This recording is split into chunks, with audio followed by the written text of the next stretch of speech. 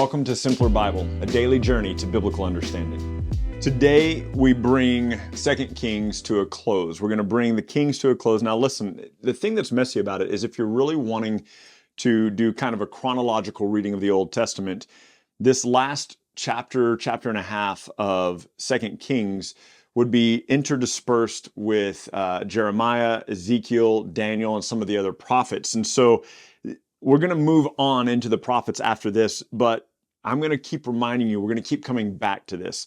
I have some notes on this that I keep saying we will take photos of. Somebody's already scanned them all. I will reach out to them and we will put these pictures up for you.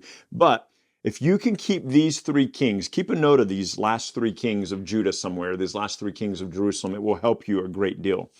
So in his days, Nebuchadnezzar, king of Babylon, came up and Jehoiakim became his servant for 3 years and then turned and rebelled against him. Now, one of the things, we have these three kings, I've listed them here. Jehoiakim is going to be a king for 11 years, and then Jehoiachin for 3 months, and then Zedekiah for 11 years. Now, Nebuchadnezzar, who I'm going to call Nebby, is going to become king in the 3rd year of Jehoiakim. All right, that's very important for us. It's going to help figure into a lot of our math because this is also where the book of Daniel begins. All right, the book of Daniel begins in the 1st year of the reign of King Nebuchadnezzar. Jehoiachin gets taken into captivity after his 3 months, and this is where the book of Ezekiel begins. So the book of Jeremiah has started before this. Jeremiah became a prophet during the reign of Josiah, in the 18th year of the reign of Josiah, when Josiah was doing all the reforms. And so, in the 13th year of Josiah.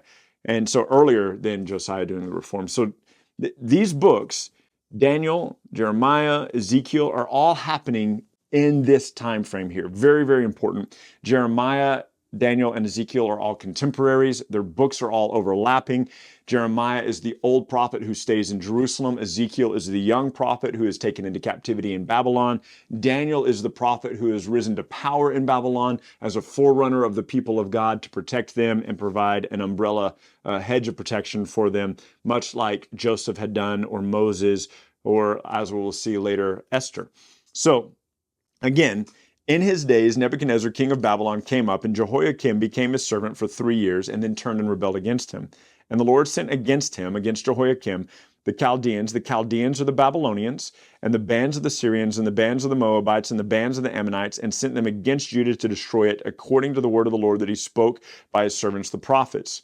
Surely this came upon Judah at the command of the Lord to remove them out of his sight for the sins that Manasseh had done, according to all that he had done, which we saw yesterday, and also for the innocent blood that he had shed, for he had filled Jerusalem with innocent blood, and the Lord would not pardon. We saw Manasseh 2 days ago, but we saw yesterday that God said to Josiah, look, you've made reforms. I'm not going to destroy it in your day, but because of the wickedness of Manasseh, I am bringing Judah to an end. So he says, now the rest of the deeds of Jehoiakim and all that he did, are they not written in the book of the Chronicles of the kings of Judah? Jehoiakim slept with his fathers, and Jehoiachin, his son, reigned in his place. And the king of Egypt did not come again out of his land, for the king of Babylon had taken all that belonged to the king of Egypt, for the brook Egypt to the river Euphrates. I do want to tell you, if you're reading the book of Jeremiah, well, we'll get to it. Why am I getting you ahead? I don't know that you're in the book of Jeremiah. We'll get to it. So Jehoiachin, and it's really interesting because I say it chin so that I can remember, but it's really Jehoiachin. It's like the CH is like a sound. So then you have Jehoiakim and Jehoiachin, and it's just, in my brain, it's not enough of a distinction for me to separate those two. So Jehoiakim and Jehoiachin is what I think of. And so Jehoiachin was 18 years old when he became king. He reigned 3 months only in Jerusalem. He did what was evil in the sight of the Lord, according to all that his father had done. At that time, the servants of Nebuchadnezzar, king of Babylon, came up to Jerusalem, and the city was besieged. So at this point, Nebuchadnezzar has been king for 8 years. Okay, we see that down here in verse 12. Jehoiakim, the king of Judah, gave himself up to the king of Babylon, himself and his mother and his servants and his officials and his palace officials, and the king of Babylon took him prisoner in the 8th year of his reign. Ezekiel goes into captivity during this captivity. All right, Ezekiel goes into captivity at this time. Daniel at this point has been in Babylon for 8 years, and Daniel has been in leadership in Babylon for the last 7. And so all of that is happening at the same time. We're not going through it chronological, but maybe in season 2 in 2025, we can do some more chronological stuff for you, help you understand that a little bit better. So King Nebuchadnezzar carried off all the treasures of the house of the Lord and the treasures of the king's house, and cut in pieces all the vessels of gold of the Lord, which Solomon king of Israel made, as the Lord had foretold. He carried away all Jerusalem and all the officials and all the mighty men, 10,000 captives. This is the second captivity. Okay, he took a few people captive in the 3rd year of the reign of Jehoiakim. Now, 8 years later, after 3 months of Jehoiachin, he's taking more people captive. This is, by the way, where the 70 years begins. So there's 70 years of captivity, and this begins with the captivity of Jehoiachin. Okay? He carried away Jehoiachin to Babylon, the king's mother, the king's wives, his officials, his chief men of the land they took into captivity from Jerusalem to Babylon. This will not be the last we hear of Jehoiachin. He's also called Jeconiah in one of the prophets, and we'll see him again in a couple of the prophets as well. The king of Babylon brought captive to Babylon all the men of valor, 7,000, and the craftsmen and the metalworkers, 1,000 of all them, strong and fit for war. And the king of Babylon made Mattaniah, Jehoiachin's uncle, king in his place, and changed his name to Zedekiah. Zedekiah was 21 years old, and he reigned 11 years in Jerusalem. All right, he's going to do what's evil in the sight of the Lord. Here's what's really interesting to me. And I find it fascinating. So Jeremiah, the prophet, tells, and we'll get to this in just a moment, but he's foretold to Zedekiah, he goes, you're going to be taken into captivity. He goes, you've rebelled against the Lord. You're going to be taken into captivity. And he goes, but you will never see the land. You're going to be taken into captivity, into a foreign land, but you'll never see the land. And so let's figure out how that happens. Now remember, Zedekiah is king for 11 years. In the 9th year of his reign, in the 10th month, on the 10th day of the month. So if you remember back to how we kind of kept track of those things back in Exodus, it's the 10th day of the month, and it's the 10th month, and it's the 9th year of Zedekiah's reign. Nebuchadnezzar, king of Babylon, came with his army against Jerusalem and laid siege to it. They built siege works all around it, so the city was besieged until the 11th year of Zedekiah.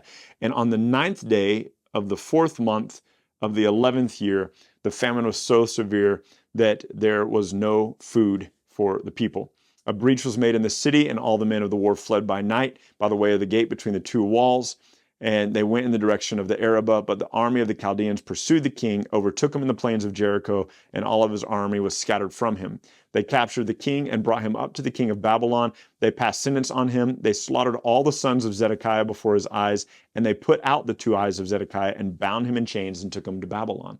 So they catch King Zedekiah, they kill all of his sons in front of him, and after they kill all of his sons, they gouge out his own 2 eyes, which is what Jeremiah meant. You'll be taken into captivity but never see the land, because that's the judgment on King Zedekiah.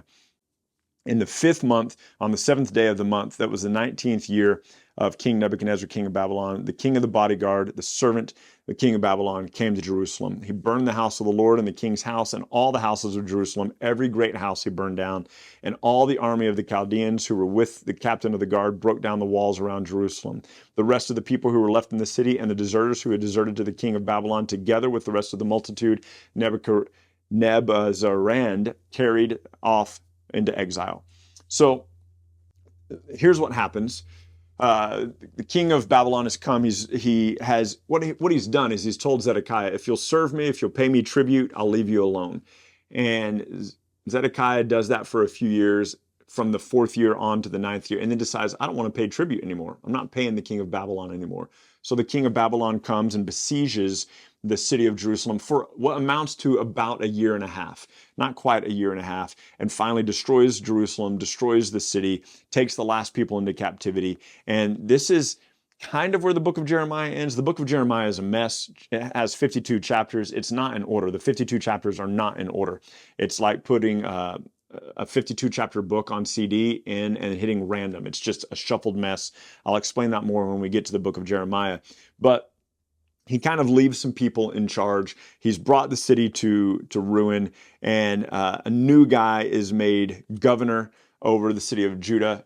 Remember, Babylon, King Nebuchadnezzar, he's in charge, and they put a guy in charge to kind of take care of the city, and it does not go well. He's murdered pretty quickly, and so his name is Gedaliah, and that story is mentioned here for us in 2 Kings 25, but it's also mentioned in the book of Jeremiah. And what we do have here is this. I want you to jump down to the very last section here of 2 Kings 25. It says, in the 37th year of the exile of Jehoiachin. Remember, he's the guy who was king for 3 months. He's been exiled and in prison for 37 years. In the 12th month, on the 27th day of the month. So we're going to say 27th day, 12th month, 37th year of exile. Evil Merodach, the king of Babylon, in the year that he began to reign, graciously freed Jehoiakim, king of Judah, from prison, spoke kindly to him, gave him a seat above all the seats of the kings who were with him in Babylon. So Jehoiachin put off his prison garments, and every day of his life he dined regularly at the king's table, and he was given an allowance by the king according to his daily needs as long as he lived. So Jehoiachin survives. He's the only one. So Jehoiakim dies, Zedekiah will end up dying. Jehoiachin, after 3 months, gets carried off and put in prison, where he lives for 37 years and is finally released. And remember, this 37 years is 37 years out of 70 years. They're going to be in captivity for 70 years, which means they have 33 more to go. At this point, Daniel has already been in power and helping lead Babylon for the last 36 years, because Daniel was raised to power after 1 year in captivity. And so all of this, Daniel's been in power longer than that, because add 8 to it. So 45-ish years is about how long Daniel has been in there. I'll explain more of that in the blog if you're really interested in the details. I geek out on this stuff. I love the timeline. And I promise you, on this particular blog, it'll be a lengthy one, but I will give you kind of the timeline and how all the pieces fit together so that you can better understand the last few kings and the prophets that they correspond to. So the kings are done. Israel was destroyed 133 years earlier. Now Judah has been destroyed, and we are moving on. And tomorrow we are going to be in the book of Joel. It's only 3 chapters long. We're going to cover the entire thing tomorrow. And so join us for episode 147 in the book of Joel. And if you're wanting to read ahead, it's a very short read. It's only about 2.5 pages, 3 pages tops. So read Joel and be prepared to join us then. Thanks, and have a good day. Thank you so much for journeying with us today at Simpler Bible through another section of Scripture where we come to know and understand God a little bit better.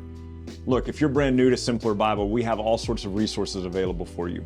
Go to our website, simplerbible.com, and there you can find these videos, you can find our podcast, you can find links to our social media, and you can even find a blog post with additional scriptures if you want to go into a little bit more study than we had time to cover in this podcast and video today.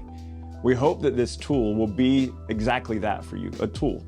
Not something that replaces your daily walk with God, but something that enhances your daily walk with God and helps you to know and enjoy Him more.